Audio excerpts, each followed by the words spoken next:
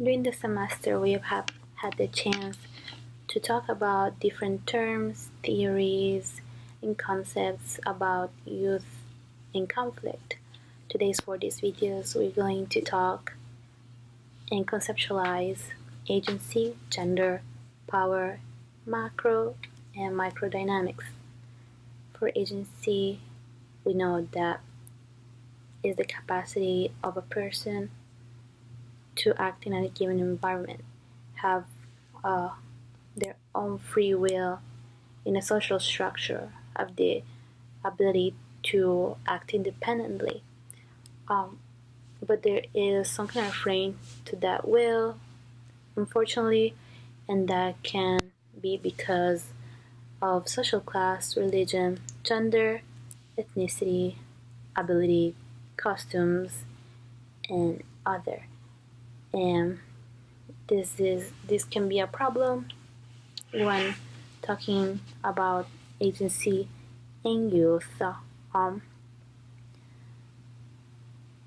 Under the Mark Summers article that we read at the beginning of the semester, we see that youth inclusion is a big problem, and agency is an aspect of why this could be. So the young people are not really taken as serious as older people, and they always are put down and underestimated.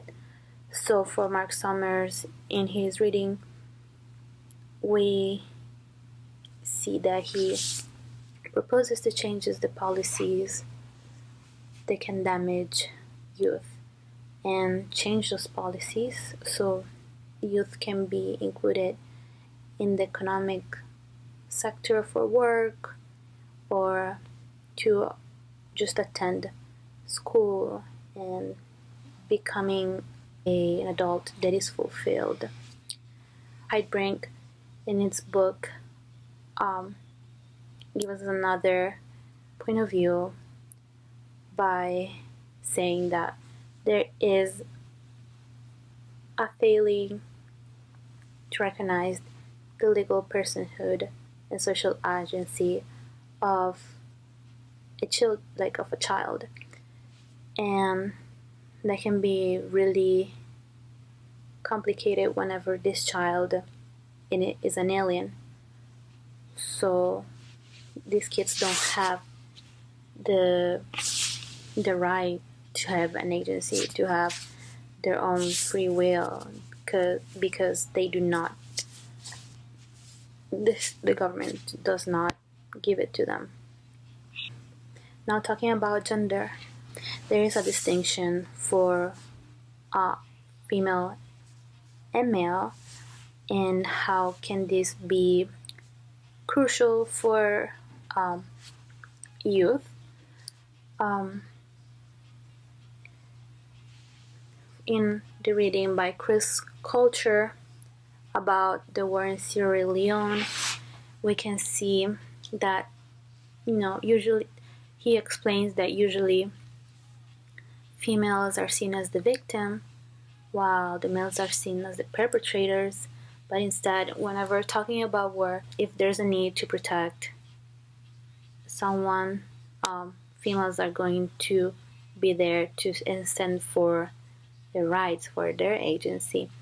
So Chris Culture uses an insight in the war and how males also can be vulnerable in war and can be sexually assaulted as well as females, and that whenever it comes to this kind of scenario, gender does not really matter.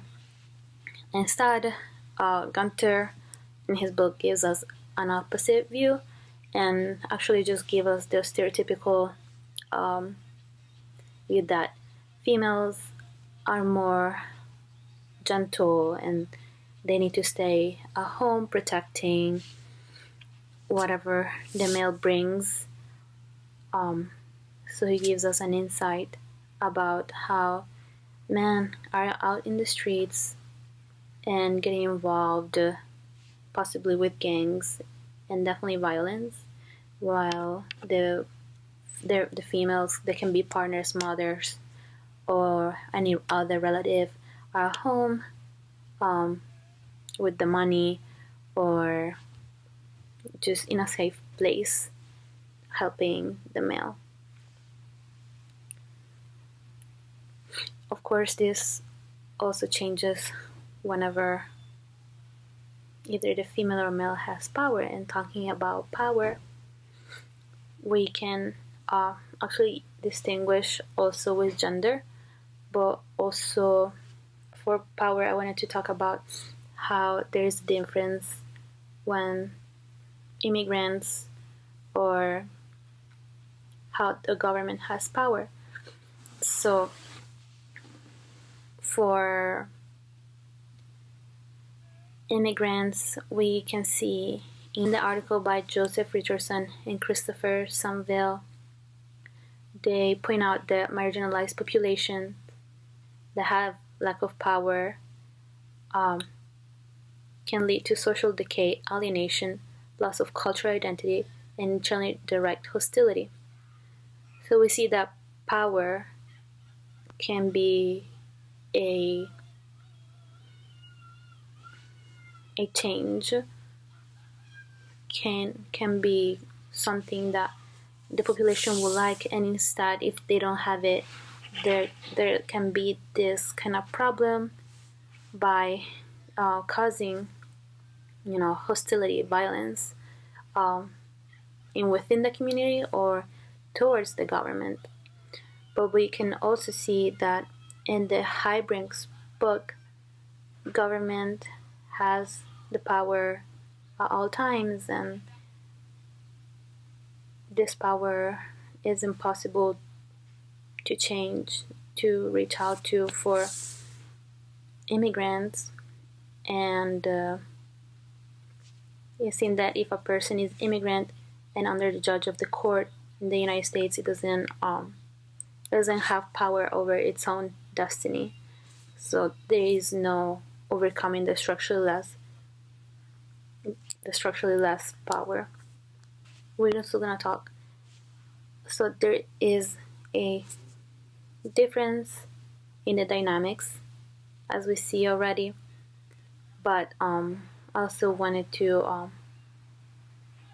navigate this aspect with Gunter's book, and we can actually see that there is a difference in micro and macro dynamics in the United Kingdom when talking about violence and gangs. We can see we can read in the book that especially males are involved with violence, gang, and other illegal aspects, other illegal acts. So we can read that groups engage within each other, for example, in a neighborhood, and they do have power over each other depending on how they dress, how they communicate, what do they listen to. So there is this misogynistic aspect where the more masculinity is emphasized, the more power you have, the more respect you have, and the older you get the respect as well. While there is other aspect when the government comes in the picture, where these people do not have power anymore. The government still has this structural power over them, and the only thing these gang members or people that do not respect the law can do is just hide what they are doing, because the government is always going to have power over them. So when reflecting about our readings, class discussions, there is definitely, like, over the discourse, my mind has definitely changed about youth and how it is seen, taken as have a different point of view, since I didn't know the aspects that were not that close to me do have they do have impact other youth. So I do have some questions, and I wonder. I do have some questions. Like, for example, the gender for me is still something that is not really touched. It is not really studied, since there is a stereotypical idea that males are the only ones that can be associated with violence. But I also believe that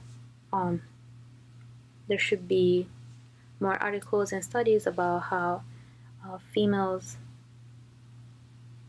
can also be part of this life, because I don't believe there is also only males having gangs, but I also believe there is females having this.